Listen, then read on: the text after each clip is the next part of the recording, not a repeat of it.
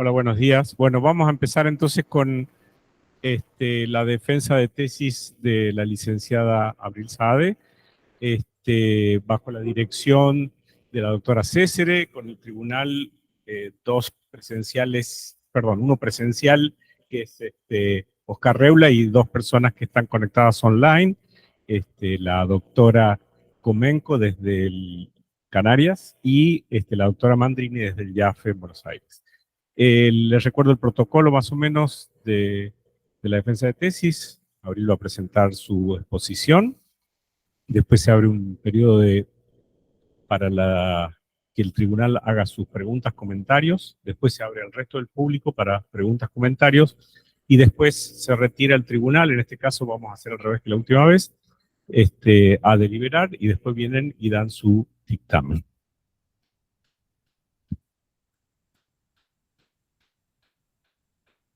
Bueno, gracias a todos por estar acá hoy. Bueno, es un trabajo muy largo, así que voy a intentar hacerlo lo más ameno posible, ir a las cosas más importantes y más globales que hemos concluido de todo este trabajo. Bueno, muchas gracias a Mariana, por supuesto, que es mi directora, y al tribunal por haber corregido mi tesis. Bueno, este trabajo es sobre la deflexión de eyecciones coronales de masa, que como la mayoría de ustedes acá ha estado en otros seminarios míos y han escuchado sobre esto, bueno, ya saben que es un fenómeno que ocurre en el Sol. Entonces arranquemos por ahí, arranquemos por qué es el Sol, que es nuestra estrella más cercana, que es nuestro laboratorio más cercano de lo que son las estrellas en general, y eso nos permite observar fenómenos con más detalle, y por eso podemos estudiar cosas como estas que también ocurren en otras estrellas. Bueno, el Sol, como toda estrella, genera energía en su núcleo. Esa energía se va a transportar hacia el exterior de forma radiativa primero y después convectiva, hasta llegar a la superficie del Sol, que es lo que conocemos como la fotósfera. La fotósfera es de vuelta a la superficie solar y es la primera capa que podemos observar. El Sol tiene 3 capas de atmósfera: primero la fotósfera, después la cromósfera, que es una capa más débil, más tenue, menos densa, más caliente, donde empezamos a ver la formación de ciertas estructuras, como estas que ven acá, que son los filamentos. Estos filamentos, cuando se ven en el borde del Sol, los llamamos prominencias. Yo voy a usar estos dos términos indistintamente, así que cuando diga filamentos o prominencias, me voy a estar refiriendo a estas estructuras. Y sobre esta capa tenemos la corona solar. La corona es la última capa de la atmósfera solar, es la más débil, más tenue, menos densa y más caliente. Está a 1.000.000 de grados Kelvin versus la fotósfera, que está a unos 5.000 grados Kelvin. A medida que subimos en estas capas de Sol, que aumenta la temperatura, lo que vemos son diferentes estructuras, y estas estructuras nos dan cuenta de lo que es el campo magnético solar. Cuando observamos la corona externa, vemos toda esta estructuración, ¿sí?, que nos dibuja las líneas de campo magnético saliente. El Sol está en estado de plasma, tiene un campo magnético, y el plasma y los campos magnéticos se mueven en forma solidaria, ¿sí? Es decir, que todo el plasma está dibujando la estructura de las líneas de campo magnético. Bien, entonces la corona en particular la podemos observar en luz blanca cuando ocultamos el disco de la fotósfera, que brilla mucho más que la corona, que es tenue. Y cuando hacemos eso, por ejemplo en estas observaciones acá, que tenemos un coronógrafo, ahí abajo está el disco del Sol, vemos fenómenos eruptivos, mucha actividad solar, como estas eyecciones que se ven acá. A estas estructuras salientes son las que llamamos o conocemos como eyecciones coronales de masa. Esas eyecciones coronales de masa están relacionadas con eventos eruptivos que ocurren en el Sol. Estos fenómenos eruptivos los podemos observar en longitudes del extremo ultravioleta. Bueno, un poco de baile para descontracturar. Bien, estos eventos eruptivos ocurren en la baja corona, o los podemos ver desde la baja corona en el disco solar, son estas cosas que vemos desprenderse, por ejemplo, acá al costado, ese evento de ahí, y bueno, y también en el disco. Esto ocurre en el mismo día, entonces esto que estamos observando acá es lo que después da estas estructuras que vemos en luz blanca en la alta corona. Entonces, bien, ¿cuál es el origen de esta actividad solar? Como les decía, el Sol tiene campos magnéticos, este campo magnético se forma en su interior, el Sol tiene un ciclo de actividad, ese campo magnético fluctúa, tiene momentos de actividad más intensa, de actividad mínima, y lo que observamos es a nivel fotosférico los campos magnéticos que entran y salen del Sol, y a partir de ese campo magnético podemos reconstruir los campos magnéticos coronales. Estos campos magnéticos coronales también, como ven, tienen la estructura similar a la que vemos del plasma, por esto que les decía del movimiento solidario. Cuando hablamos de las eyecciones coronales de masa y los eventos eruptivos que las preceden, encontramos ciertas estructuras en común. En particular, podemos observar con cavidades que pueden sostener filamentos y después tienen arcos envolventes. Esta estructura es la que conocemos como la de cuerda de flujo magnético y es la que parece conectar toda esta actividad eruptiva del Sol. Este es un esquema de cómo son los campos magnéticos. Entonces les decía, o sea, esta cavidad que vemos así tiene campos magnéticos helicoidales, son como esto, como una cuerda de campo magnético. Y están envueltos con una arcada por encima. Este sería como si hiciéramos un corte, una rodaja en 2 dimensiones de este mismo esquema. Un tweeting. Un tweeting es un momento para prestar atención a eso, quiero que se lo lleven, quiero que se lo guarden, quiero que visualicen esta imagen y que sepan, todos nuestros modelos van a estar siendo 2 dimensionales, los modelos que vamos a hacer en simulaciones. Entonces, cuando yo les muestre cosas, lo que voy a estarles mostrando es como si hiciéramos un corte en esta dimensión. Entonces, estamos viendo como esa evolución de la cuerda de flujo magnético. ¿Sí? Bien. Entonces, lo que ocurre es que cuando hay un evento eruptivo, cuando las fuerzas se desestabilizan desde la gravedad y desde las fuerzas de campo magnético, esta cuerda de flujo puede erupcionar, puede desprenderse, se desprende, crece, se expande y forma lo que a nivel coronal observamos como una eyección coronal de masa. ¿Sí? Entonces, esta cuerda extendida parece como esta media luna de acá, y es lo que vemos a nivel de la corona alta.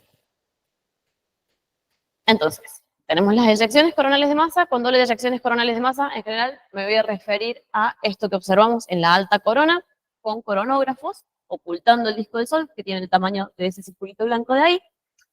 Estos fenómenos de eyecciones coronales de masa están relacionados o conectados con una erupción solar que ocurre en el disco. Esto lo vamos a observar en el extremo ultravioleta, que a su vez lo que conecta todo esto, o la estructura magnética que conecta todo esto, es la erupción de un acuerdo de flujo magnético. Ese acuerdo de flujo magnético tiene esta forma así como en cartón, y cuando erupciona va a hacer esta media luna de cuerda expandida. Bien, ese es como el cuentito entero de todo lo que conectan los diferentes eventos eruptivos que vamos a estar mencionando, voy a estar mencionando a lo largo de la... Bien. Entonces, ¿por qué queremos estudiar las erupciones? Bueno, en primer lugar, yo soy parte del observatorio del área de plasmas astrofísicos. El Sol es nuestro laboratorio más cercano en lo que respecta a plasmas astrofísicos. Estudiar las erupciones estas nos permiten estudiar inestabilidades del plasma y un montón de fenómenos de reconexión magnética y cosas muy interesantes que ocurren en los plasmas. Entonces, esa es una de las motivaciones. Por otro lado, el plasma se comporta de formas muy complejas porque depende de muchos factores. En el Sol en particular tenemos la combinación de muchas cosas al mismo tiempo. Entonces de repente tenemos dinámicas muy complejas que es difícil explicarlas todas bajo un mismo marco teórico. Entonces necesitamos ir realizando estudios para intentar comprender cómo están funcionando las cosas. Y por último, estas eyecciones coronales de masa son las causantes de las tormentas geomagnéticas más intensas que ocurren acá en la Tierra.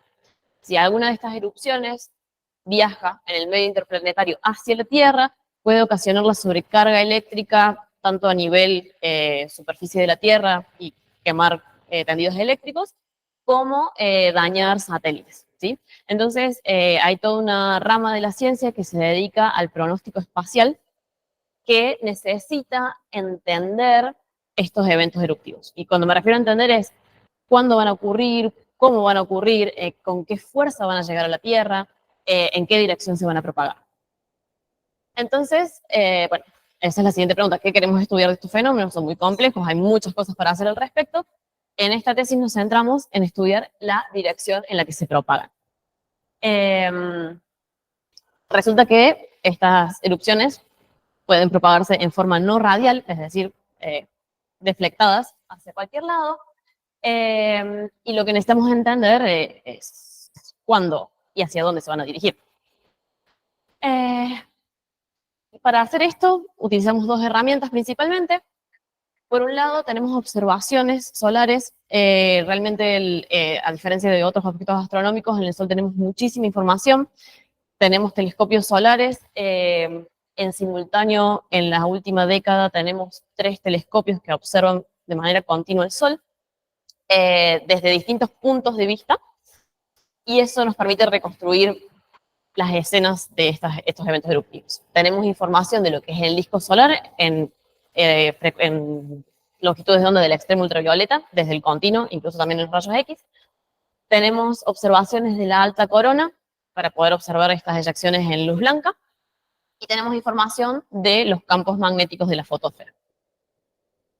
Y, por otro lado, vamos a utilizar simulaciones numéricas. Las simulaciones numéricas lo que nos permiten es generar una especie de laboratorio donde testeamos la física, donde ponemos las ecuaciones físicas que caracterizan a los plasmas, plantear un escenario que podemos controlar y ver si eso condice o no con lo que pensamos que pasa en las observaciones. En nuestro caso, si utilizamos el código Flash, que es un código de acceso libre, utilizamos ecuaciones de la magnetohidrodinámica ideal, utilizamos un código de grilla con malla adaptativa, bueno, usamos solvers difusivos para simular la resistividad numérica. Bueno, eso en general. Bueno, bien. ¿Qué es lo que sabemos de las deflecciones? Yo les decía esto que no necesariamente se propagan en la dirección radial. A priori uno pensaría que esta es la dirección preferencial de erupción porque tenemos una fuerza de gravedad que apunta de forma radial, con dirección radial, y una fuerza de presión de gas que también tiene dirección radial. Entonces, ¿cuál es la única fuerza que nos queda para generar imbalances que den una propagación no radial? Y pues ese es el campo magnético. Cuando observamos la corona, vemos que hay una estructuración que no es radial. Entonces, vamos a ir a buscar los orígenes o las causas de estas deflecciones no radiales en los campos magnéticos. Otro tweety, atención, guardar esta información. Bien, entonces, ¿qué sabemos de los campos magnéticos? ¿Qué sabemos de las deflecciones por culpa de los campos magnéticos?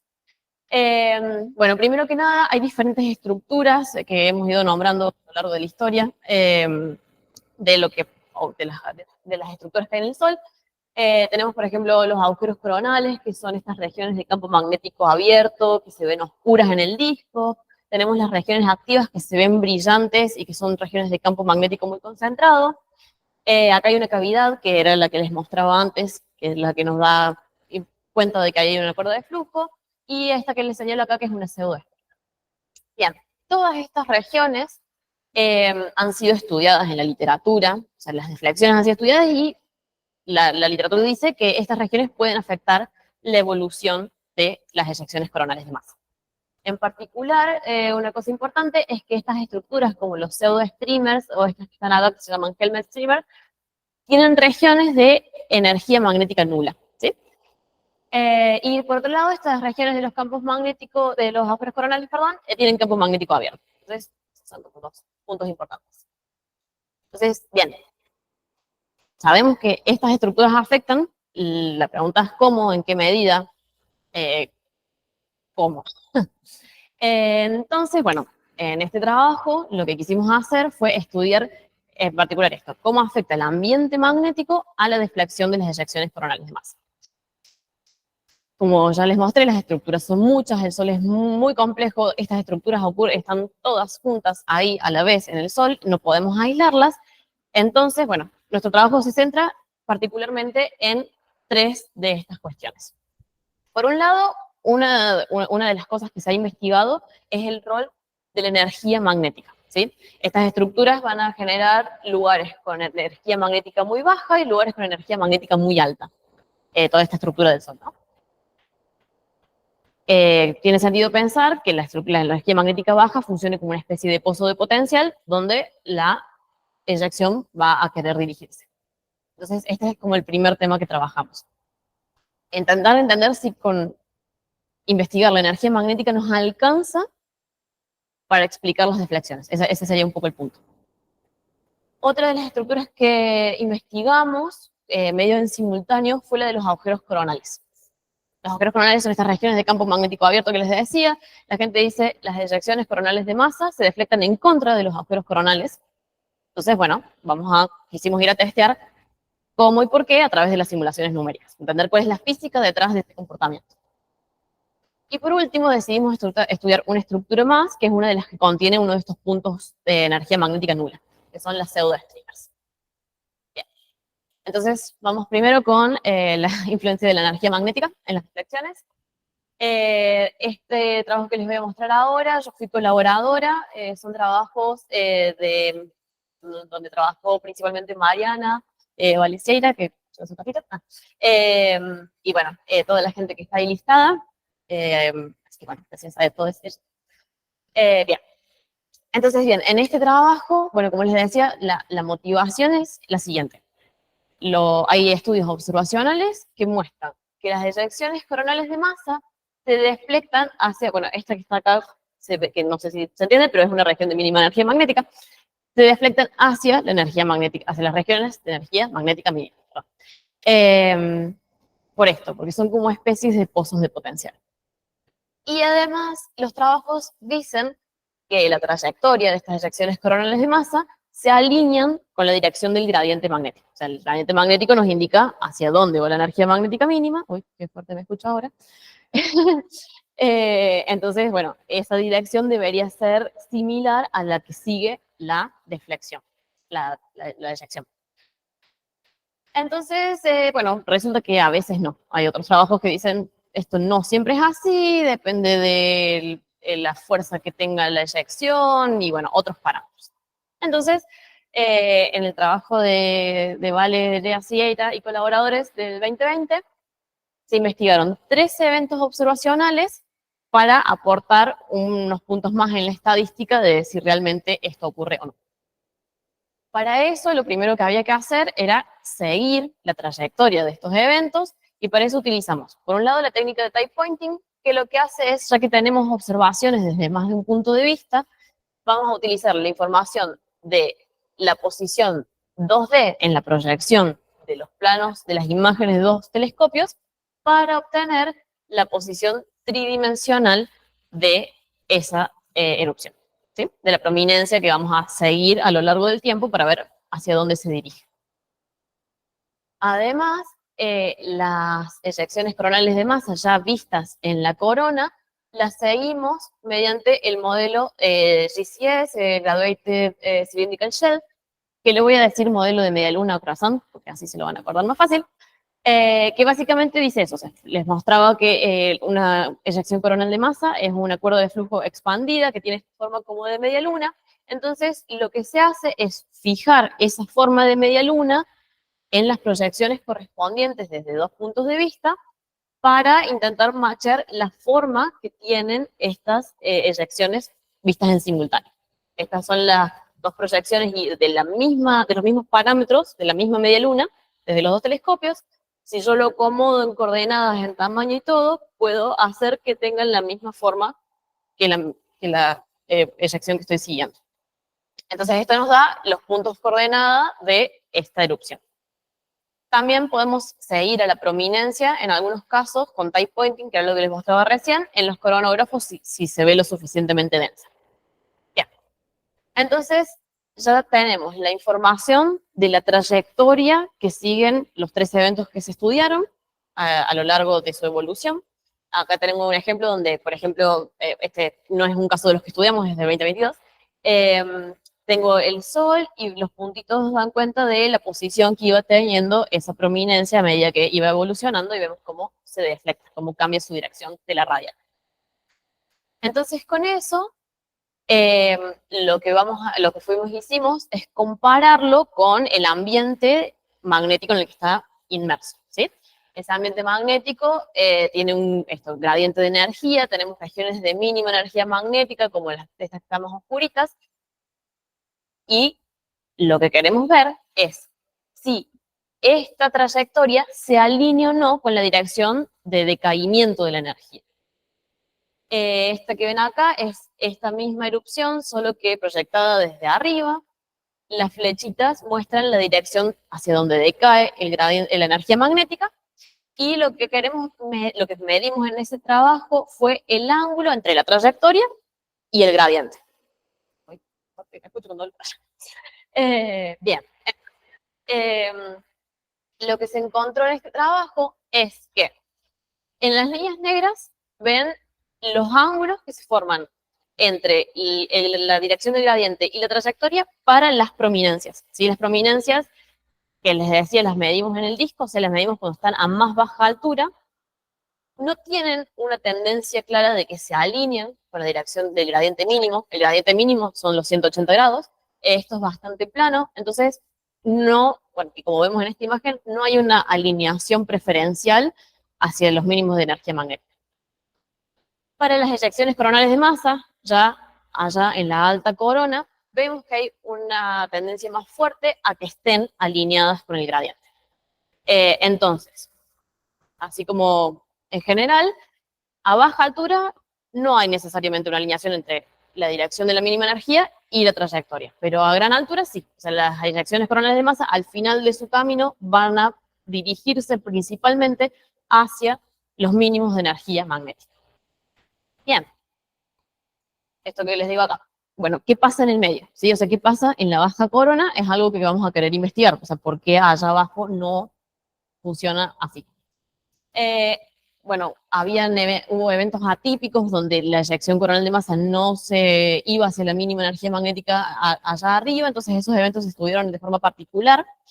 Y lo que se vio es que, bueno, hay otras estructuras magnéticas alrededor que parecen estar influenciando en la evolución. Entonces, no nos alcanza, por así decirlo, con conocer cuál es la energía magnética del ambiente para resolver cómo va a moverse una eyección coronal de masa, una erupción. Bien. En paralelo, o sea, mientras hacíamos esos trabajos, también estuvimos investigando la influencia de los agujeros coronales. De estos salieron 2 trabajos en los cuales colaboraron, bueno, Mariana, Gustavo Krause, Andrea Costa y Eve Cremades. Bien. Entonces, la motivación para este estudio era justamente esto, que en la literatura se encontraba de que los agujeros coronales deflectan a la eyección coronal de masa en contra de su posición, la alejan. Y en la literatura hay varias veces que uno encuentra la palabra, el agujero coronal es una pared magnética. Bueno, ¿por qué? ¿Qué es eso? Y al mismo tiempo existen algunos ejemplos de casos donde eso no ocurre. Casos donde la eyección coronal de masa viaja hacia el agujero coronal. Todos estos estudios son observacionales, entonces nosotros dijimos, bueno, vayamos y hagamos simulaciones numéricas para ver qué puede estar ocurriendo, qué pasa a nivel físico. La otra ventaja de las simulaciones numéricas es que nos permiten estudiar la situación en una forma aislada. O sea, uno tiene en la estructura que les mostraba al principio del Sol un montón de cosas juntas. Están los agujeros coronales, pero están las regiones activas, pero está todo ahí. Y es muy difícil entender en qué medida influencia cada una de esas cosas. Entonces, en las simulaciones numéricas, lo que podemos hacer es poner, por así decirlo, un acuerdo de flujo, un agujero coronal y nada más, y ver qué ocurre. Entonces, para ver, además, cómo influencian cada uno de los parámetros o las diferentes cosas que componen esta simulación. Generamos diferentes cuerdas de flujo, variando su corriente, variamos la intensidad del agujero coronal, variamos el ancho del agujero coronal y variamos la distancia que hay entre el agujero coronal y la cuerda de flujo. Todo esto inspirado en estudios observacionales que dicen que estos parámetros son los que van a hacer que la eyección sea más intensa, menos intensa. Entonces, queríamos ver si solo teniendo un escenario de cuerda de flujo, agujero coronal, esto ocurría también. Bien, spoiler alert, sí, nuestros resultados numéricos condicen con las observaciones.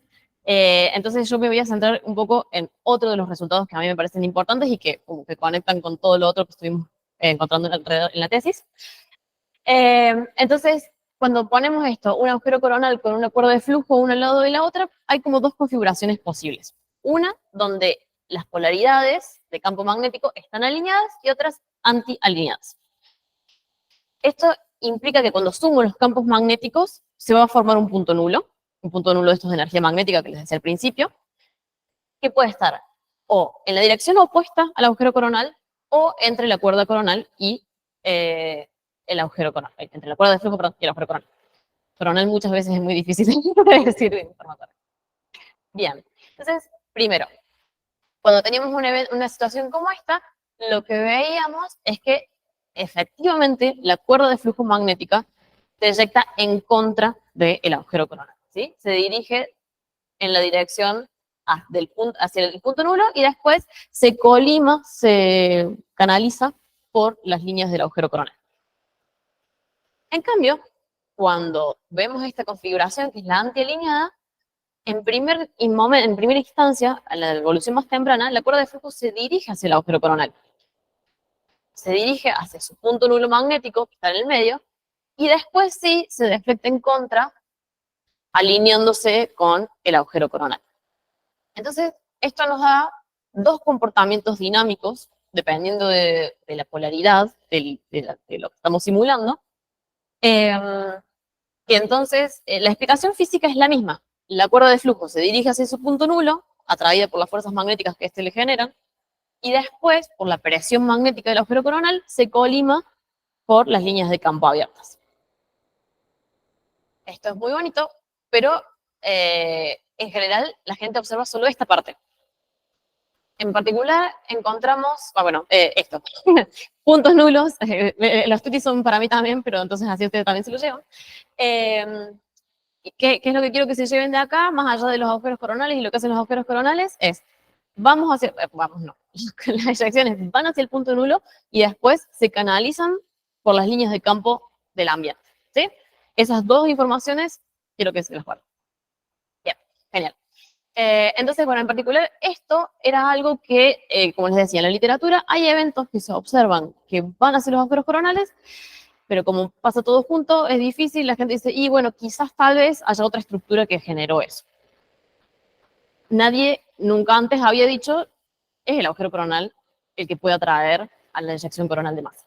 Ok, bueno, en particular buscamos y encontramos un evento donde, de vuelta, con time pointing reconstruimos la trayectoria y observamos que se acerca hacia un agujero coronal cercano y luego se deflecta en contra. Bueno, genial. Entonces, lo siguiente que fuimos a hacer es investigar todo el ambiente magnético en el cual está metido esto. Vemos que hay, bueno, este es el agujero coronal, la estrellita celeste es la posición inicial de la eyección, la naranja es la que está más cerca del agujero coronal y la roja es la que es la final. Vemos que hay otras estructuras, todas estas son las regiones activas que les mencionaba antes, pero están mucho más lejos que el agujero coronal. Entonces, en principio, es un ambiente bastante aislado. Y lo otro interesante es que encontramos que entre la posición inicial y la posición más cercana al agujero coronal hay una región de baja energía magnética. Teníamos puntos nulos en nuestra simulación, así que ojo porque quizás va por ahí. Entonces, bueno, genial. Tenemos un escenario que parece bastante aislado, que se comporta como en las simulaciones. Lo que nos queda por ver es la configuración de las polaridades, esto que dijimos que era lo que nos determinaba cómo se iba a mover la cuerda de flujo. Bueno, entonces esto fue un poco difícil por la posición en la que estaba la cuerda de flujo, estaba ya en el limbo no podemos medir bien los campos coronales, entonces tuvimos que inferir la polaridad de esto por una técnica de que todo esto está conectado magnéticamente, entonces esta es la misma línea de polaridad de inversión que la de la cuerda de flujo que estamos viendo.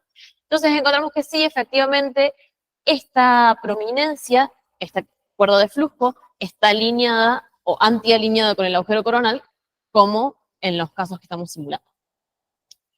Entonces, por último, lo que hicimos fue probar si con nuestro modelo de cuerda de flujo magnético antialineada podíamos emular, reproducir la erupción. Y lo conseguimos. En este gráfico de acá lo que ven es, bueno, ahí hay una estrellita, la línea continua es la simulación y los puntitos son lo que triangulamos, o sea, la posición 3D de la cuerda de flujo, perdón, de la prominencia observada. Acá abajo lo que ven es la emisión sintética, o sea, como nosotros en las simulaciones tenemos información de presión, de temperatura, de todo, podemos reproducir cómo se observaría en los filtros del extremo ultravioleta y, bueno, quizás no lo sepan, pero se ve muy bonito. Se ve muy parecido a la vida real. En la vida real es este es el evento desde el que le estoy hablando. Y este es desde ese punto de vista. Bien, genial. Entonces, con los agujeros coronales, conseguimos generar un escenario aislado, donde tenemos la cuerda de flujo, el agujero coronal, testeamos la dependencia paramétrica de los agujeros coronales y encontramos una coincidencia bastante importante con lo que son las observaciones, o lo que dicen las observaciones. Encontramos que los casos alineados se alejan siempre del agujero coronal, mientras los antialineados primero tienen una doble deflexión, primero hacia el agujero coronal y luego en contra. Y todo esto bajo la misma física, por así decirlo. Los puntos nulos lo atraen y luego las líneas lo canalizan. Y además, bueno, pudimos aportarle a la literatura un caso observacional donde ocurre esto. Genial.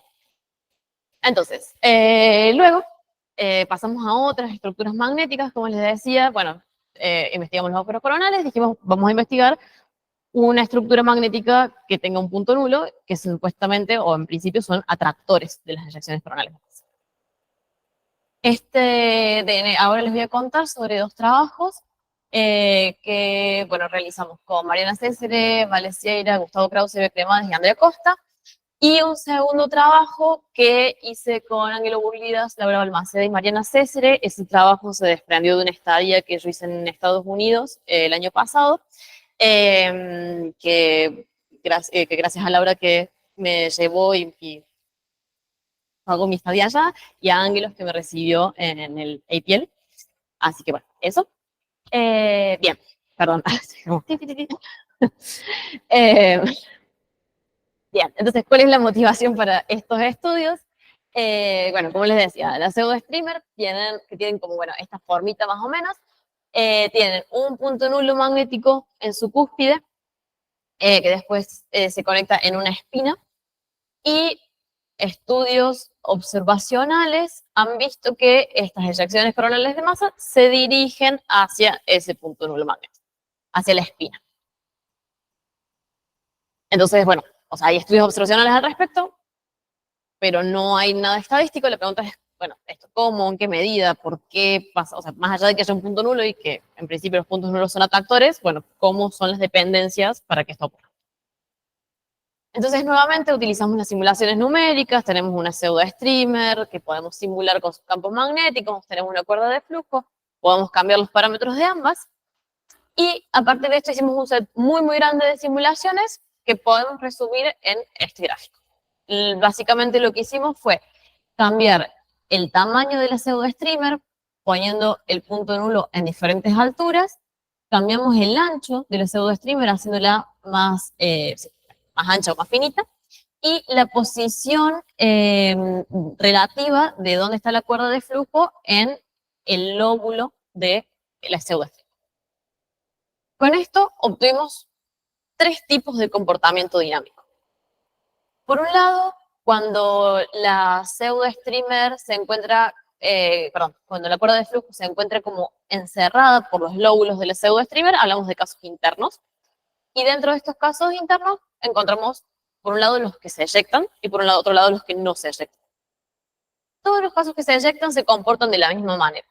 Primero se dirigen hacia su punto nulo local, que se forma de esta combinación de los campos magnéticos de la cuerda de flujo y del pseudo-streamer, y después se dirigen hacia lo que es el punto nulo global, que es el que ya tenía la pseudo-streamer.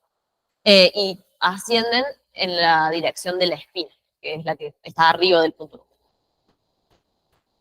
De acá, quiero que se acuerden, ¿no? Que si se acuerdan que antes cuando hablábamos de los agujeros coronales, yo les decía, se van hacia el punto nulo y después se canalizan por las líneas de campo magnético abierto. Bueno, acá pasa lo mismo. O sea, tenemos una estructura muy diferente, más compleja, con dos puntos nulos, qué sé yo, pero la cuerda de flujo va hacia su punto nulo local y después va hacia el punto nulo global o hacia la estructura donde se canalizan los campos, ¿sí?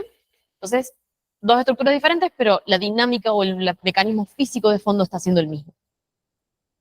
Bien. Por otro lado, encontramos que hay casos de estos también internos que no erupcionan, que fallan, que quedan confinados. Estos casos, los que veo, tienen la misma dinámica originalmente, si se fijan, hacen lo mismo, van hacia su punto nulo, siguen ascendiendo y en algún momento entran en una fase de decaimiento que los hace ir hacia el punto nulo de la pseudo. Entonces acá tengo dos simulaciones que tienen de diferente solamente la intensidad del campo magnético de fondo y vemos una cuerda que sí erupciona y una que está fallando. Esta que está fallando, fíjense, tiene una jaula magnética formada por el lóbulo mucho más intensa y con más líneas de campo, ¿sí? Entonces, bueno, acá ven como la evolución, esto empieza a ascender y le cuesta y no, la cuerda de flujo no se expande lo suficiente hasta que eventualmente no puede seguir ascendiendo y empieza a descender de vuelta hacia la cuerda. Bien. Entonces, la pregunta era ¿cuándo sí y cuándo no? O sea, está bien, cuando aumentamos el campo magnético, el caso no se eyectó, pero no siempre funcionaba así. O sea, ¿de qué depende? Si se fijan, topológicamente estos dos casos son muy parecidos. Tengo el punto nulo de la pseudo-streamer en el mismo lugar, la forma es la misma, los puntos nulos están en lugares muy parecidos. Entonces, o sea, ¿qué me falta para entender por qué estos casos, un caso erupciona y el otro no? Y lo que medimos fue el flujo magnético de estas jaulas. Si se fijan, esta es una jaula mucho más chiquitita que esta. Que esta jaula sea más grande es lo que está haciendo en principio, o es uno de los parámetros claves por los cuales esta cuerda de flujo no puede erupcionar.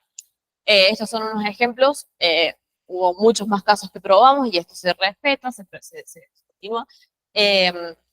Todos estos casos son eruptivos, este es el flujo o el tamaño, entre comillas, podemos decir, de la jaula magnética, y estos son casos que no erupcionan y vemos que realmente la jaula es mucho más resistente, ¿sí? Entonces, este parece ser el parámetro clave para entender por qué casos erupcionan y otros. Bien. Por último, los otros casos que les mencionaba que teníamos son los casos que llamamos externos, donde la cuerda de flujo no queda atrapada por el lóbulo de la pseudo-streamer, sino que queda afuera, su punto nulo genera como una espina propia, y en estos casos la cuerda de flujo se va a dirigir hacia su punto nulo local y después en la dirección de su propia espina, ¿sí? Entonces, pasa lo mismo que antes, solo que acá lo que importa es cómo está conectado cómo está conectada la cuerda de flujo con el ambiente magnético. O sea, si la cuerda de flujo está conectada con el punto nulo de la pseudo-streamer, va a ir hacia ese, pero si no está conectada, se va a ir hacia su propio punto nulo. Bien. Entonces, bueno, eso es lo que conseguimos de las simulaciones de pseudo-streamers, todos estos comportamientos generales. Cuando fui a Estados Unidos, la idea era estudiar eventos observacionales. Ángelos me propuso estudiar este evento, que es el de la Cartwheel, que fue estudiado por otros autores. El primero creo que es Landy en 2010, que reconstruye la trayectoria, observa que tiene una doble deflexión, que se dirige hacia un agujero coronal que hay en el sur y después en contra de esta dirección. Después, Capanolo y colaboradores, con un código que se fija en las fuerzas magnéticas que ocurren ahí, estudia este evento y ve que se dirige en contra de los gradientes magnéticos y hacia el agujero coronal. Vieron que les contaba antes que la literatura dice que se dirigen hacia los mínimos de energía magnética y que no se dirigen hacia los agujeros coronales. Entonces, en principio, este evento era extraño y las fuerzas magnéticas calculadas no se entendía por qué se ocurre esta evolución. En este código donde ellos ponen todos los parámetros magnéticos y se fijan cómo evolucionan, le tuvieron que poner como una velocidad inicial para dirigirlo hacia ese lugar. Entonces, había algo en este evento que no estaba explicado o que necesitaba una mejor explicación sobre la física de lo que ocurre. Entonces, lo primero que decidimos hacer, y como con el conocimiento que traíamos de lo que ya veníamos investigando, ok, vamos a hacer una reconstrucción más precisa desde la baja corona, porque ahí en la baja corona y en los puntos nulos parece estar la clave de la evolución de estas eyecciones. Entonces hicimos eso, reconstruimos el evento desde diferentes puntos de vista, desde bien abajo en la corona. Reconstruimos también la eyección coronal de masa con un modelo no radial, entonces nos permitía como ajustar mejor incluso la eyección coronal de masa. Y con esto fuimos a comparar, a ver cómo era el ambiente magnético en el que estaba inmersa esta erupción. Bien, bueno, hay diferentes estructuras magnéticas a su alrededor. Por ahí prestar atención a esta parte de la imagen, donde vemos acá, estos violetitas son los puntos nulos magnéticos. Vemos que esta erupción se dirige hacia este punto nulo magnético y cuando lo vemos más arriba, interactúa con el agujero coronal del el sur, que está puesto a la derecha, y luego en contra de este, ¿sí? En particular, para este evento lo que pudimos hacer fue definir un plano. O sea, a pesar de que que erupciona y se deflecta en latitud y longitud, podemos definir un plano, que toda la erupción está contenida ahí. Entonces hicimos un corte en ese plano y cuando dibujamos cómo son los campos magnéticos, observamos esto. Si se fijan, entonces, acá abajo hay una muy pequeña pseudo-streamer. La prominencia se dirige hacia la dirección del pseudo-streamer, interactúa con el agujero coronal, haciendo eco. ¿Estoy haciendo eco? No. Se dirige hacia el agujero coronal y después en contra de este, los círculos representan la reconstrucción de la eyección coronal de masa. Y si se fijan, esto empieza a colimarse en las líneas de campo magnético, ¿sí? Acá arriba. Entonces, ok, esto se parece mucho a todo lo que veníamos viendo en las simulaciones. Hay una pseudo-streamer, hay un punto nulo, se dirige hacia ahí, va hacia el agujero coronal, interactúa con el agujero coronal y luego se deflecta en contra. Qué bonito. Ok, genial. Entonces dijimos, bueno, tenemos las herramientas numéricas para ver si podemos simular este caso. Hicimos eso. Lo que hicimos fue ajustar los parámetros del modelo nuestro, el modelo numérico, para que se parezcan lo más posible la forma topológica del campo magnético, es decir, que tener el punto nulo en la misma altura, la misma forma de las líneas de campo acá en la región de interés, y que la energía magnética sea también muy similar. Si se fijan las escalas y se fijan los colores, esto se parece bastante. Y con eso reproducimos o pudimos conseguir esta trayectoria de la cuerda de flujo. La cuerda de flujo que estamos simulando tiene más que ver con lo que es la eyección coronal de masa que la prominencia. La prominencia es algo que, si se fijan acá, está como al bordecito inferior del tubo de flujo, ¿sí? No es exactamente igual, pero si se fijan, tiene la misma dinámica, ¿sí? O sea, hace lo mismo. Se dirige hacia el punto nulo del pseudo-streamer, interactúa con el agujero coronal y se dirige en contra. ¿Qué es lo importante de esto? Es que mediante la simulación pudimos comprobar que al menos la pseudo-streamer puede ser capaz de atraer a la eyección coronal de masa en esa dirección y la interacción con el agujero coronal es lo que después la mueve en contra. Entonces, eso, no olvidé que estaba, pero eso es lo importante que quiero que se lleve. Genial. Bueno, otra cosa que nos permiten las simulaciones, como les decía, es medir los parámetros. En las observaciones no podemos, tenemos información de luz blanca, pero no podemos ver la evolución del campo magnético o cómo se mueve culpa de la eyección. En las simulaciones sí. Entonces calculamos las fuerzas magnéticas de esta, que es nuestra cuerda de flujo que se está expandiendo. Vemos que bueno, la naranja y la verde, perdón, la verde y la rosa son las que tienen que fijarse, son las magnéticas. La presión del gas es la azul, que es la otra fuerza que actúa, pero es bajita. Estas son las fuerzas centrales que van a dirigir la cuerda de flujo hacia el punto nulo, y después es la presión magnética, que es la que dice G, que es la verde, es la que es mayor y es la que lo dirige en la dirección opuesta a la del agujero coronal. Entonces esto, o sea, con la simulación, además de que podemos reproducir la dinámica o el comportamiento que tiene este evento que no se entendía cómo funcionaba, podemos ver las fuerzas y entender cómo físicamente qué está ocurriendo y qué es lo que está haciendo que se mueva de esta manera. Entonces, conclusiones de esto, los comportamientos dinámicos dependen de la topología, es decir, no importa si la cuerda de flujo queda adentro o afuera. Los puntos nulos son clave para ver cómo va a evolucionar esto. Y bueno, después esto de la jaula magnética, que me va a definir, o en principio es uno de los factores clave para entender si la cuerda puede erupcionar o no. Y para el evento observacional que estudiamos, lo importante es que pudimos proponer una nueva interpretación física que explica todo lo que está ocurriendo. Lo pudimos modelar con nuestro modelo bidimensional y ver que realmente con esa estructura podemos generar esa dinámica. Así que, bueno, eso. Entonces, bueno, solo unos comentarios finales, reuniendo como toda esta información.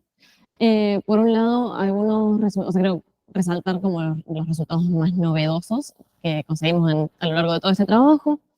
Por un lado, que si bien, bueno, la literatura, o sea, a gran altura, las eyecciones coronales de masa tienden a alinearse en la dirección de mínima energía magnética, en la baja corona tenemos que prestar más atención. Hay muchas estructuras, esas estructuras además tienen puntos nulos en la combinación de los campos magnéticos, entonces hace falta investigar más en profundidad qué pasa en la baja corona para poder intentar predecir la dirección de una deflexión. Sobre los agujeros coronales, para mí uno de los resultados más importantes fue el de proponer o encontrar que los agujeros coronales no solo pueden deflectar en contra las eyecciones coronales de masa, sino que las pueden atraer, dependiendo de su polaridad. Y esto no solo lo encontramos numéricamente, sino que encontramos un evento observacional donde eso ocurre. Y también, bueno, sobre esto que llaman pared magnética, entendemos que es la presión del gas cuando la cuerda de flujo magnético la empuja, la que va a hacer que se deflecte en contra. Entonces, como que estamos explicando el mecanismo por el cual actúa ese agujero coronal.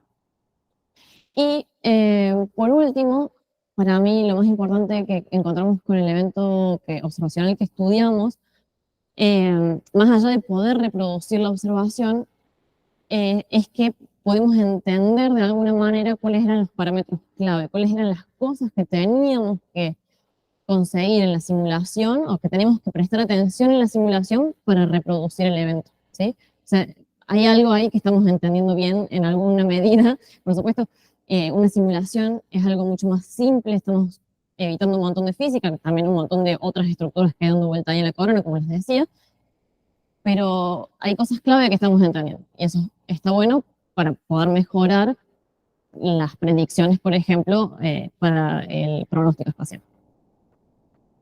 Entonces, bien, esta es como la gran conclusión de la tesis y de toda esta investigación con diferentes estructuras magnéticas, con el rol de la energía magnética, con estudios observacionales y con estudios numéricos. Y es los puntos nulos son clave para la evolución temprana de las eyecciones coronales de masa. Tenemos que entender a dónde están, cuál es su jerarquía, y eso tiene que ver con cómo están conectados, si estoy conectado con el punto nulo de allá o el de acá.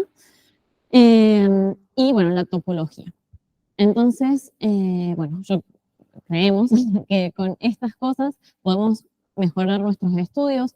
Estamos desarrollando ahora otros dos nuevos estudios. Bueno, Mariana está conduciendo uno donde estamos estudiando otra estructura magnética, que era la que les mostraba al principio, la de la hoja, la del Helm Streamer, también de manera numérica, y estamos también haciendo estudios observacionales con una reconstrucción mucho más precisa, como aprendimos a hacer para el evento Cartwheel, donde, bueno, queremos ver si entendiendo estas, bueno, dos cosas y sus variantes, podemos decir cómo se va a comportar los eventos que estamos observando.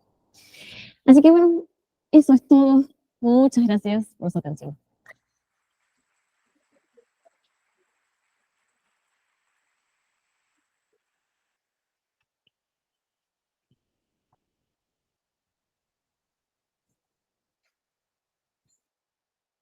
Bueno, abrimos ahora para los comentarios o preguntas que tenga el tribunal. No sé si quieres empezar.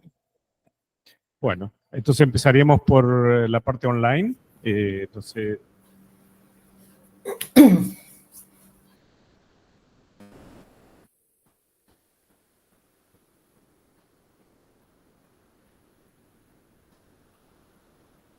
¿algún miembro del tribunal que está online quiere comentar, preguntar algo ahora? Yo podría comentar, pero no sé si hay algún orden establecido para ello. ¿Se me escuchan? No, no hay ningún orden establecido. Bueno, yo también tengo un comentario y pregunta. ¿Empieza Cristina? No, Elena, hablaste primero. Vale, empiezo yo. Bueno, yo antes que nada ya hemos hablado con Abril y me ha encantado el trabajo, me ha encantado que hay una combinación aquí de observaciones y teoría. No es muy frecuente que se encuentra eso, porque normalmente uno se dedica a una cosa o a la otra. Aquí hay ambas patas en este trabajo. Y me ha parecido muy difícil también la parte observacional, lo de combinar diferentes datos que no son estrictamente simultáneos, diferentes instrumentos, resoluciones, diferentes longitudes de onda, etcétera, etcétera, como para poder reconstruir estas trayectorias en 3 dimensiones espaciales. O sea que le felicito a Abril por ese trabajo. Y además también, pues no ha tenido miedo, ha cogido un código numérico y ha conseguido simular, además con éxito, pues toda esa serie de eventos y además reproducir datos observacionales directamente, ¿no? Así que me ha parecido un trabajo muy completo y son varios artículos publicados también, o sea, muy bien, por mi parte. Ya hemos hablado unas cuantas preguntas en una sesión privada. Pues aquí quería preguntar también algunas, si se puede. Sí, por supuesto. Pues, por ejemplo, bajo tu experiencia, ahora que ya tienes, ¿no? Tú le has dado muchísima importancia a los puntos nulos, ¿no? Pero también se sabe que los CMS se pueden deflectar porque son asimétricos, por ejemplo, o porque la fuerza que los empuja no tiene simetría, etcétera, etcétera. Entonces, ahora con esa experiencia que tienes de mirar los datos de simulaciones, si observas un evento en el Sol, ¿tú sabrías decir así a ojo qué es lo que está pasando? Qué buena pregunta. Bueno, sí creo que pasa que cuando uno lleva mucho tiempo viendo las simulaciones y las observaciones, uno saca conjeturas a priori, ¿no? De como decir, bueno, acá seguro está pasando tal cosa. En particular de las observaciones, y eso, si uno observa un evento, creo que lo que aprendí, que fue clave, que lo tridimensional es muy importante. Que cuando vemos en el plano nos perdemos mucha información. Por ejemplo, el evento de la Cartwheel parece estar interactuando con cosas que se ven en el limbo, pero en realidad se está dirigiendo un poco hacia tierra, entonces está entrando un poco en el disco, y ahí hay estructuras que a priori no vemos. Sin embargo, sí, cuando yo estudié ese evento, dije, o sea, cuando vi esta doble deflexión y eso, yo dije, acá seguro tiene que haber un punto nulo.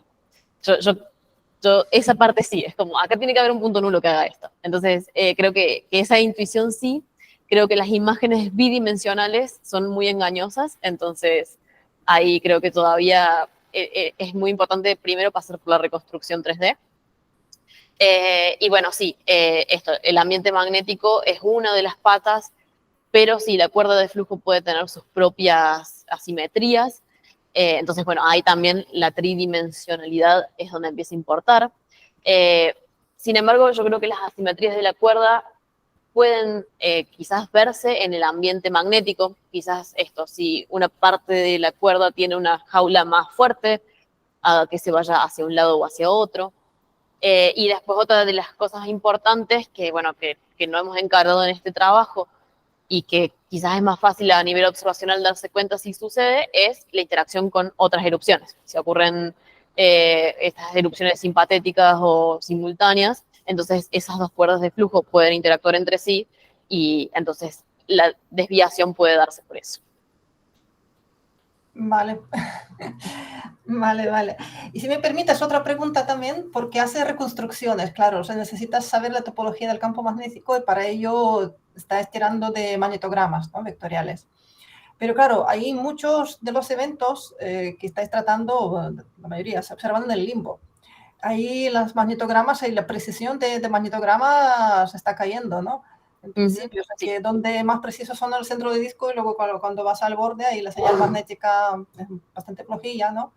Entonces, ¿cuánto crees que, o sea, cuánto es grande puede ser el error que cometes al hacer estas extrapolaciones y cuánto te puede influir luego en las trayectorias estas que estás derivando a partir de simulaciones?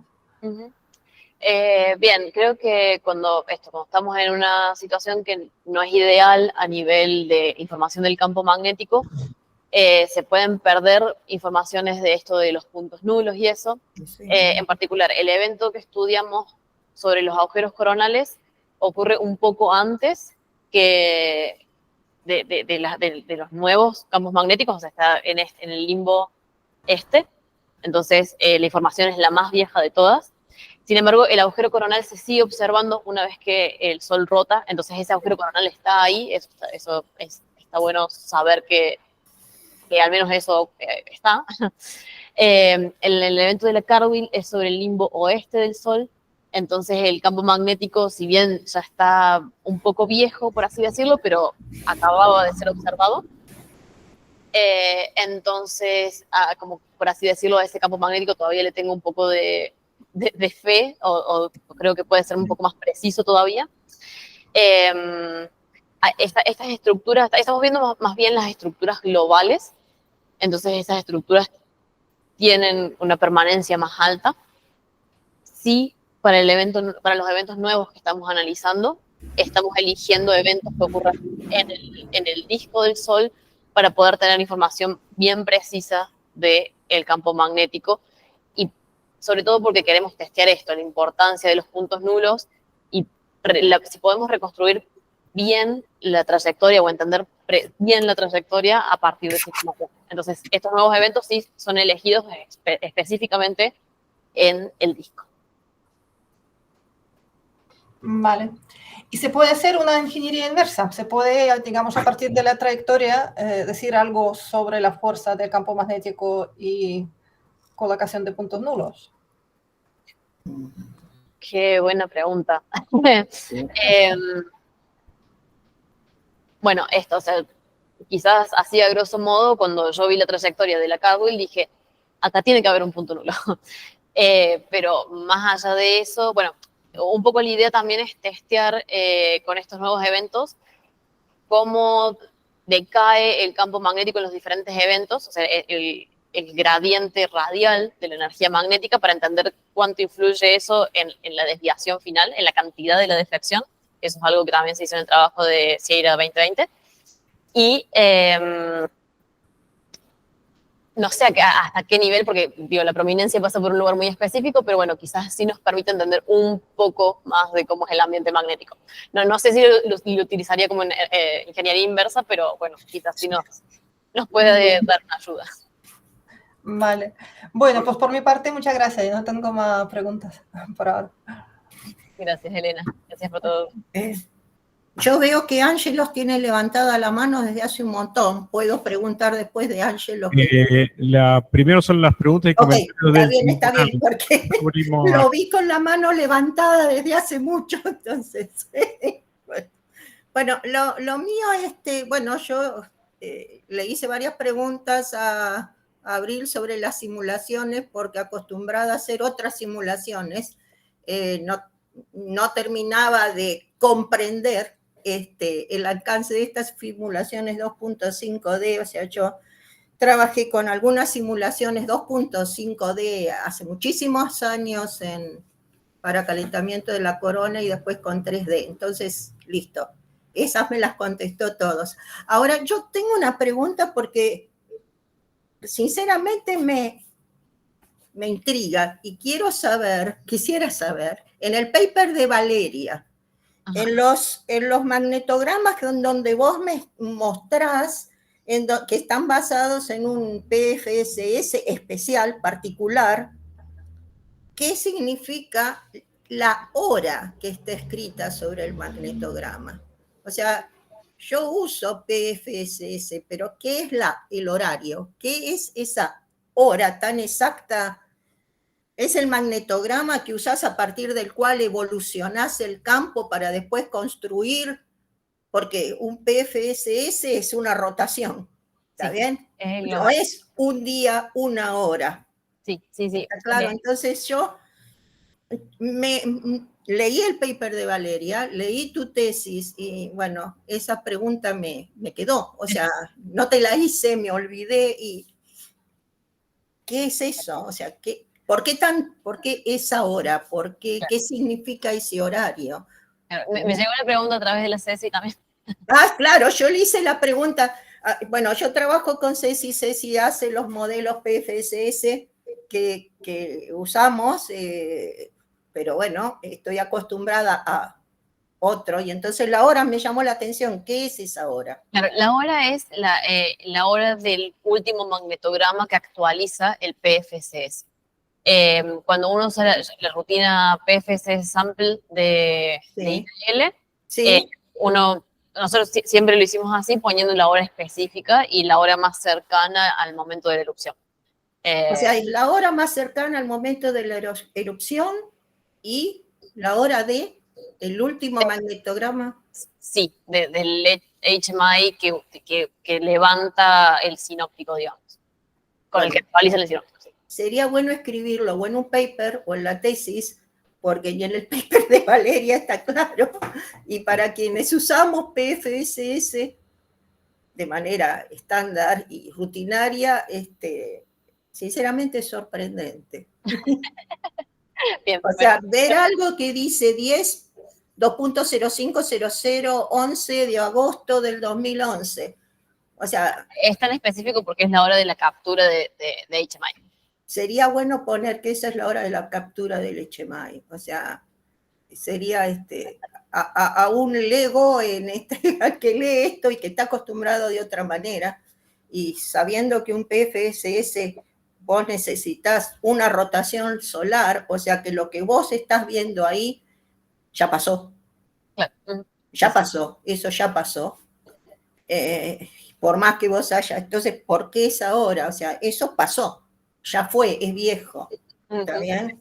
Sí, y vos haces inferencias sobre algo que pasó. Eso es lo... Pero bueno, ojo, yo hago las mismas inferencias sobre cosas que pasaron, no es una crítica. No, entiendo, sí. O sea, el valor de esa hora representa simplemente la última actualización de ese PFSS. Eso sería. Sí, y bueno, lo otro, no sé, me encantaron las simulaciones, me encantaron el combinar observaciones con simulaciones, o sea, está claro, y bueno, siendo una persona que hace topología magnética y ama los puntos nulos, vamos por los puntos nulos, bueno, yo ver que el punto nulo juega un rol preponderante, o sea, está puesto de evidencia en todo el trabajo, o sea, es un atractor, punto, listo. Y queda claro, y bueno, aparte después el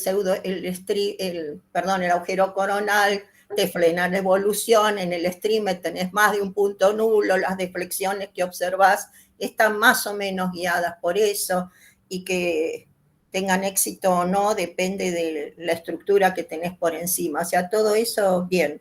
Y ahora yo quería comentar un trabajo que he hecho con Ceci anda por ahí. es un filamento 9 de mayo del 2019, no se escapa. Y solamente es un comentario que muestra cuán importante es la estructura del entorno. El filamento es un enorme filamento. Son 2 regiones activas, la precedente y la siguiente tienen alineadas las líneas dan para un streamer, no un pseudo streamer, pero uno de los lóbulos de este streamer es una configuración cuadrupolar con tal intensidad en su estructura, en el propio lóbulo, que no deja escapar al filamento. Lo confina, lo encierra, y estás en un streamer. Sí, sí. O sea, la configuración local, sí, es importante, muy importante. La que no te la deja ir, no hay caso. Es el lóbulo del streamer. Ceci calculó tensión magnética porque estábamos tratando de seguir el cálculo que estaba haciendo el magnetic cage de Taramari. Y la tensión es enorme en ese lóbulo, de la configuración de una de las regiones. O sea, la primera región tiene una cierta configuración, la que la sigue es otra, entre las dos podés armar un streamer, pero la región que va adelante, digamos, tiene una configuración magnética impresionantemente intensa. Y es cuadrupolar, o sea que no es bipolar, es cuadrupolar, está metida, o sea que si uno quiere tomar uno de tus modelos, poner un tubo de flujo y jugar con la configuración magnética, bueno, se pueden conseguir innumerables combinaciones. Sí, un poco el punto es ese. O sea, creo que la idea es, con estos nuevos trabajos que estamos haciendo, es decir, bueno, más allá de la complejidad del ambiente, si puedo entender la topología, entender dónde están los puntos nulos y cómo está conectada la cuerda de flujo con ellos, así sea pseudo streamer, cuadrupolar, lo que sea, puedo entender cómo funciona. Sí, por eso este es un ejemplo en donde le podrías poner un poco de sal y pimienta y está bien, no hace al caso, no llega a ser una CMI, el pobre filamento no se va, se queda ahí encajonado y no se va, no puede. Bueno, dejando de lado y el comentario de esto para mostrar que las configuraciones son extremadamente complejas, bueno, muy buena tesis y gracias. Gracias, Cristina. Hola, Laura. Sí. Bueno, felicitaciones, muy buen trabajo. Mi experiencia en la parte numérica y en plasma alrededor de pulsars. Y bueno, siempre andamos buscando generar intuición de qué es lo que está sucediendo, porque bueno, ahí tenemos bastante poca y esto es muy lindo. Digamos, un poco en privado de las partes simulaciones, etcétera. Solo quería preguntarte ahora, ¿cuán lejos estamos de tener meteorología? O sea, ¿qué pasos habría que dar para que uno pueda realmente pronosticar si una cuerda va a hacer tal cosa, va a salir, en qué dirección, etcétera? Sí, bueno, creo que una de las cuestiones más complejas hoy en día es definir si la cuerda va a erupcionar o no, si va a quedar confinada o no. Esto que contaba Cristina. Es como una de las cosas que es más difícil, porque es esto, entender la jaula magnética, y hay veces que todo parece estar dado para que erupcione y no erupciona. No pasa. Por otro lado, o sea, hoy en día existe meteorología espacial. El problema, si se quiere, es que esa meteorología tiene un rango de error de más o menos 6 horas. Y eso, si realmente la erupción es muy fuerte, es un problema, porque si tenemos que tomar medidas, no sé, desconectar un satélite, por ejemplo, que esté en órbita para que no se sobrecargue y no se queme, perder un satélite, la telemetría durante 12 horas con un satélite es muy complejo. Por otro lado, ha habido eventos o situaciones donde se pronostica que una tormenta solar va a llegar con mucha fuerza y se gasta mucho dinero en esas alertas, y de repente tuvo una deflexión y se fue para Marte en vez de para la Tierra, y nunca llegó acá, o llegó muy de costado, muy débil. Entonces, hay esfuerzos en esto, hay meteorología espacial, son importantes las simulaciones en tiempo real, y bueno, o sea, el punto es seguir aportando para poder comprender cuáles son los factores que influyen más y poder mejorar esos tiempos de pronóstico. Sí, hace poco hubo una que dijeron que llegaba y Claro. no llegó nada. Por eso. Exacto. Sí, bueno, también es eso, son muchísimos factores. Bueno, es como un poco el pronóstico meteorológico de acá, ¿no? O sea, tenemos un 70% y no lo podemos mejorar, y bueno, y acá también es el problema de los factores, de los múltiples factores que influyen, pero bueno, siempre están los esfuerzos para comprender mejor y cómo podemos aportar a eso. Pero hay ya, o sea, hay en tiempo real estudio de cómo está el campo magnético, la configuración. Sí. De forma Sí, en general una de estas estructuras puede tardar entre 24 o 70 horas en llegar a la Tierra. Entonces tenemos como ese tiempo desde que el evento ocurre, intentar entender cómo se va a desplazar, o bueno, modelos magnetohidrodinámicos de toda la heliosfera.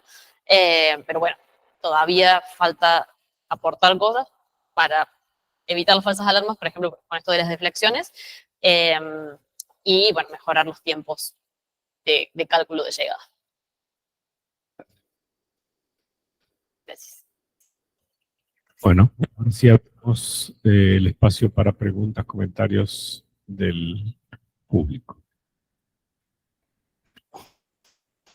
Ángel estaba. Hola. Hola. Javi, excelente el seminario, sí, toda la presentación, y gracias por la hermosa estética que nos enseñaste a cómo se hace. Tengo dos preguntas, son dummy questions. La primera es, el primer trabajo que mostraste, que falta, el de Mariana, que falta como la última partecita de entender por qué se movía para un lado, ¿puede ser? O sea, lo que pasa, lo que investigamos principalmente ahí fue el rol de la energía magnética. Y es como que con eso no alcanza, y sobre todo a la baja corona, o sea, si vemos solo la energía magnética, no se alinea, digamos, la trayectoria con el gradiente de la energía magnética. Mi pregunta ahí es si vos tenés pequeños perturbadores externos a solamente la configuración del Sol, ¿podrían afectar ese movimiento o un campo externo magnético? Claro, sí. O sea, bueno, esto que preguntaba Elena hace un momento hay como tres grandes grupos, si se quiere, de cómo el ambiente magnético te afecta o cómo los campos te afectan. Uno es el ambiente, que es todo esto que está ahí todo el tiempo. Otros son la propia cuerda de flujo, tiene su campo, puede tener torsiones y que de repente, nada, gire y bueno, y pasen cosas. Y puede interactuar con otros eventos también dinámicos que estén ocurriendo en el momento. Si hay otra cuerda de flujo que erupcionó por allá, genera una onda de choque y le impulsó, bueno, eso puede pasar. Y la segunda cortita es, bueno, nos súper convenciste que los puntos nulos son importantes. ¿Hay alguna, me alegro de haberles convencido. ¿hay alguna especie de proyecto para identificar y observar simultáneamente puntos nulos y ver su distribución, o si esa distribución tiene algo que ver con algo que te pasó en el Sol? Digo, si vos a partir de esos puntos nulos podés saber mucha dinámica, encontrar y ver su distribución capaz te ayuda a poder predecir cosas. Claro. Bien, o sea, sí, en toda esta parte de la información magnética que la tenemos actualizada y que tenemos los modelos que extrapolan cómo es el campo, y una de las cosas que me enseñó Cristina, que es como lo más fácil, es saber a dónde están los puntos nulos. Y esa es como los modelos más sencillos encuentran puntos nulos. Entonces, sí, eso está. Un poco la idea del trabajo no observacional que estamos haciendo es intentar entender eso. O sea, yo sé dónde están los puntos nulos, reconstruyo la trayectoria. Entiendo por qué funciona así. Ahí también venía esta de la importancia de la topología, que se vio bastante claro con lo de la pseudo-streamer, que si está adentro, si está afuera, váyase para aquel o para aquel. Y creo que por ahí tu pregunta va dirigida a como algo de tipo, no sé si machine learning, pero como así una grande base de datos. Y no hay muchos trabajos observacionales que vayan o muchos trabajos que vayan en esa dirección. Y un poco tiene que ver con que bueno, esto también fue aprendizaje del trabajo de Vale, que es muy difícil hacer una sistematización. O sea, cada evento trae consigo muchos problemas. Bueno, esto que también preguntaba Elena, o sea, hay diferentes instrumentos, tenés diferentes puntos de vista, tenés que combinar todo, tenés diferentes técnicas. Es muy difícil hacer eso sistemático. Hay esfuerzos al respecto, por supuesto, pero falta. Muchas gracias y felicitaciones.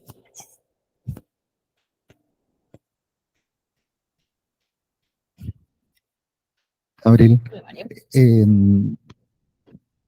mayoría de estas cosas suceden ecuatorialmente o hay una distribución más o menos homogénea, digamos, y nos pegan porque el Ecuador está más o menos alineado con la eclíptica?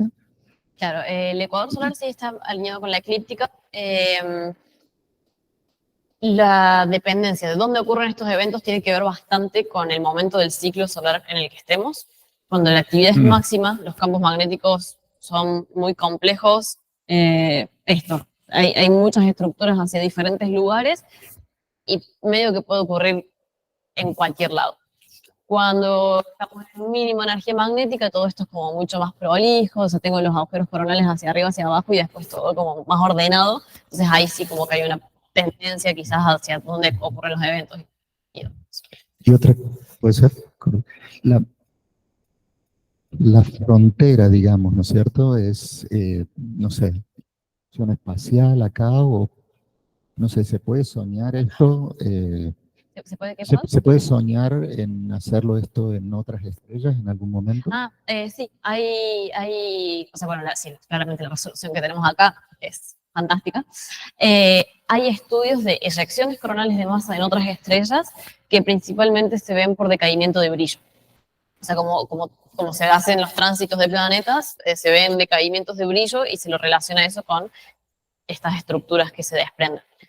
De momento, o sea, es lo único que tenemos. Lo que pasa es que con el Sol tenemos resolución angular. O sea, el Sol es la única estrella que ocupa más de un píxel en un SD.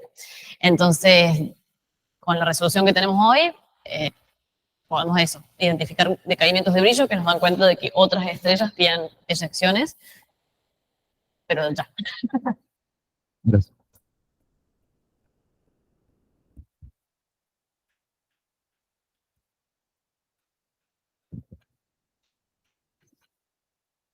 Muchas gracias, Abril. Clarísimo. Gran masterclass de actividad solar. Muy lindo. Entonces, ¿qué es lo importante, zurdo? Tweet y silvestre. No, quería hacer, yo conste, no sé lo que es un campo magnético, ni siquiera sé si creo en ello, así que quizás es muy sonsa la pregunta. Pero no, la razón por la cual la cuerda se ve deflectada por el agujero o el pseudo streamer, y no quizás que el pseudo streamer o el agujero se vea deflectado por la cuerda, es por una diferencia de intensidad, de magnitud entre las estructuras, o porque una es una estructura abierta y la otra no. Tiene que ver con la intensidad, sí, de las estructuras. O sea, un poco lo que pasa cuando tenemos... ¿se puede volver? ¿Puedo volver? Un poco lo que pasa cuando tenemos estos casos de interno-externo es ese balance entre la fuerza o la intensidad que tiene la cuerda de flujo y el pseudo-streamer. O sea, lo que pasa acá es que este lóbulo del pseudo-streamer como que queda aplastado abajo de la cuerda de flujo. Entonces, sí, en general las estructuras globales son más intensas y por eso están ahí como a pesar de... ¿Y si hubiera un pseudo streamer al lado de un agujero? Bueno, es que un poco pasa en este caso, ¿no? Del Cardwell. O sea que... cantaba mientras para pasar el tiempo. O sea, todas estas son estructuras que están... O sea, esa es una pseudo streamer, esta es otra pseudo streamer, una región activa, un agujero coronal. Este lado de la pseudo streamer es un agujero coronal. Entonces, en la vida real, en el Sol, o sea, todo está junto y a la vez. Entonces, un poco lo que encontramos en los trabajos y lo que está bueno es que Da igual si es Pedro fulano en la estructura. Si encontramos que depende de los puntos nulos y de la topología, pues entonces yo juego a ponerle ingredientes de campo magnético, estructuras de campo magnético en una simulación, por ejemplo, pero si puedo hacer que se parezcan, entonces puedo llegar a reproducir el evento. Y eso es lo que está copado. Bueno, muchas gracias. Gracias a vos por tu pregunta.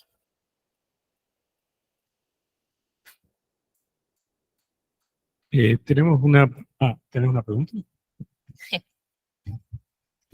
Abril, dentro de los parámetros que vos usás para modelizar la cuerda, Ujú.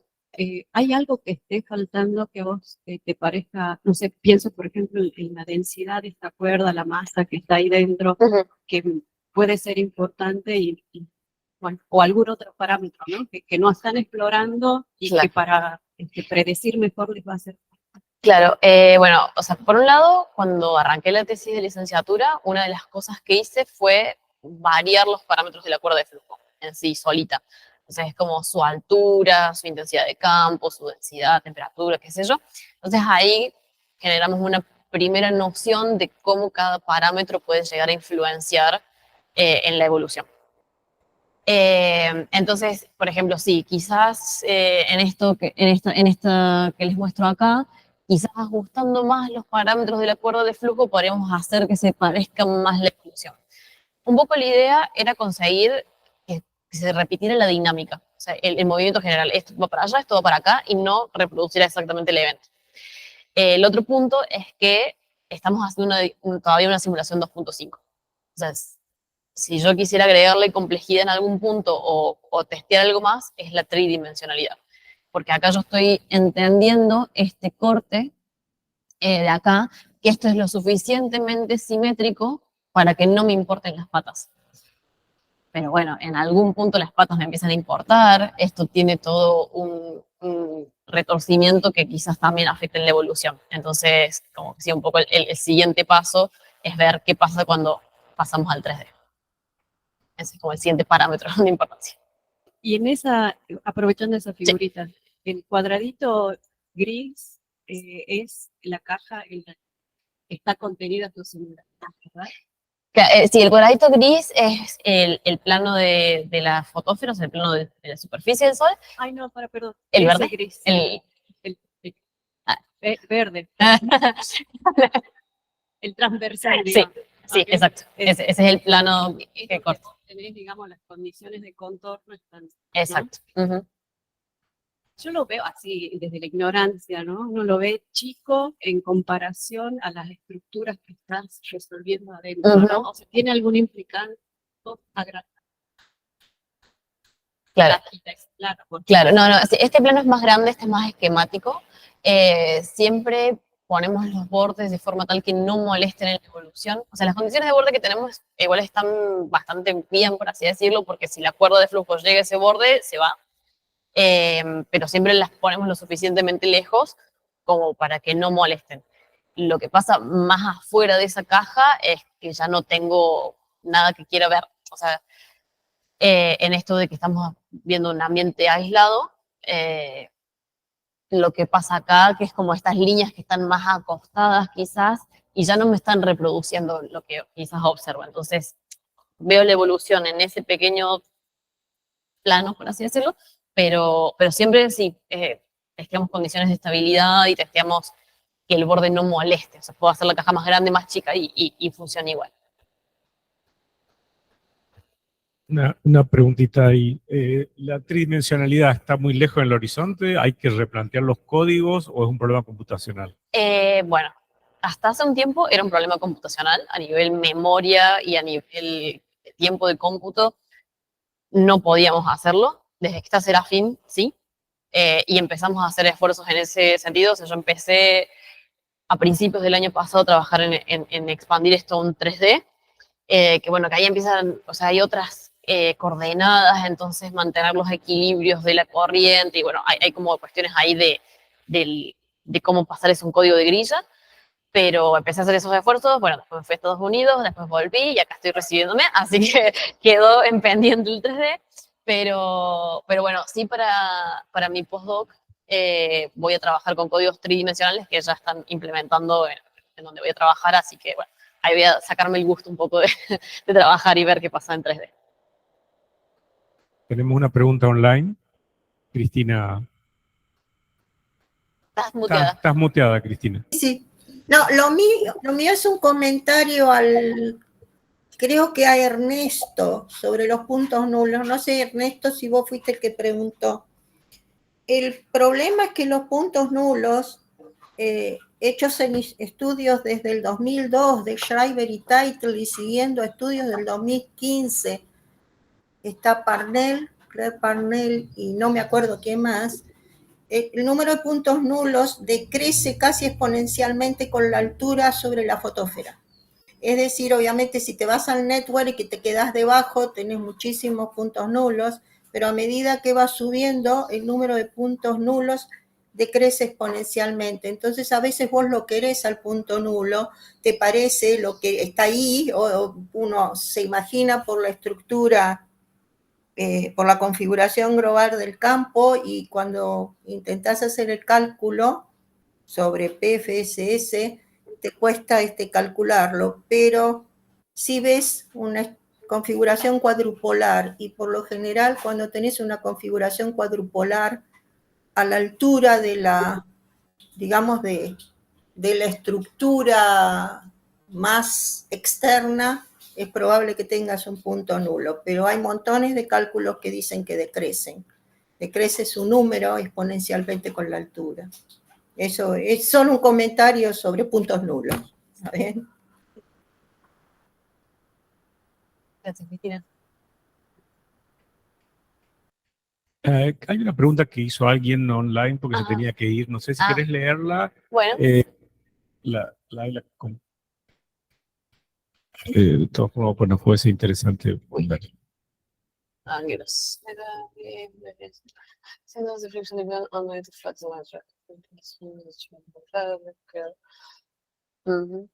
No está cerrado. Bueno, ahí Cristina le contesta.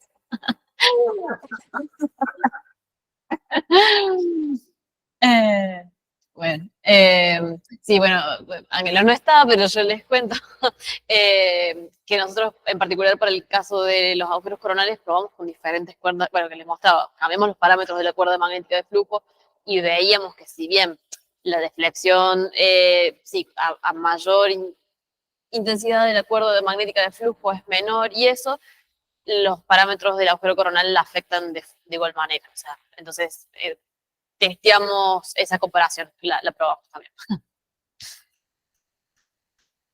¿Alguna pregunta más? ¿Puedo decir algo? Por supuesto. La cuerda de flujo está anclada en una porción de la polaridad.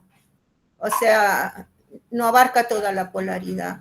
A veces o sea, donde tenés las bases, no es todo el campo, todo el flujo de toda la polaridad magnética, está anclada en una región.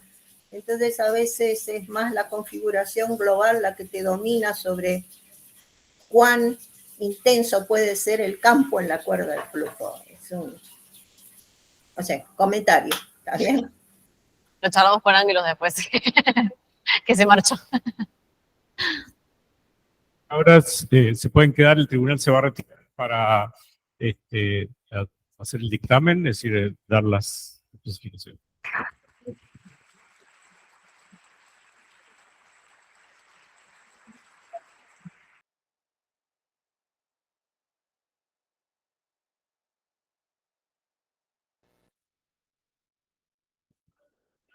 Hola, hola. Bueno, felicitaciones a la nueva doctora.